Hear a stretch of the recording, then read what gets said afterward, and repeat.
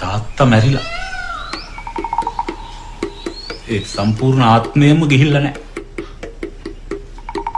ඒක එතන හිර වෙලා. කොතනද? ලංකා ග්ලේඩ්ස්. එක් මොහොතක් කතා පෙළක්. ආත්මය එතන.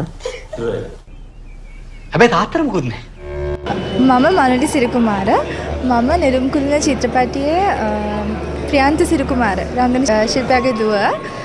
ඔහුට අද සහභාගී වෙන්න බැරි වුණා. මොකද ඔහු මේ වෙලාවේ රටින් පිට වෙනත් වැඩක ඉන්න නිසා. හරිම සතුටුයි මේ චිත්‍රපටය දැක්කම. මේ ඉලංගෝ අයියා ඇත්තටම මේ චිත්‍රපටය ලංකාවට ඉන්න ඉතාම හොඳ අධ්‍යක්ෂකවරයෙක්. අපි හරි ආදරය කරන කෙනෙක්. මේ චිත්‍රපටය අපිට හරි වටින චිත්‍රපටයක්. ඉතින් තාත්තට හරි කනගාටුයි අද එන්න බැරි වෙච්ච එක ගැන. මම කියනවා මේ චිත්‍රපටය ආවිලා බලන්න කියලා, රස විඳින්න කියලා. 14 වෙනිදා මේ චිත්‍රපටය ලංකාවේ හැමෝටම බලන්න පුළුවන්. ඇවිල්ලා බලලා ලංකාවේ චිත්‍රපටි කලාව වෙනුවෙන් ඔගොල්ලෝගේ දායකත්වයක් සපයන්න කියලා මම ආදරෙන් ඉල්ලා සිටිනවා. තාත්තා මැරිලා. ලංකා ග්ලේඩ්ස්. එක් මොහොතක් කතා පෙළක්. Subscribe now. ඒ සම්පූර්ණ ආත්මයම ගිහිල්ලා නැහැ.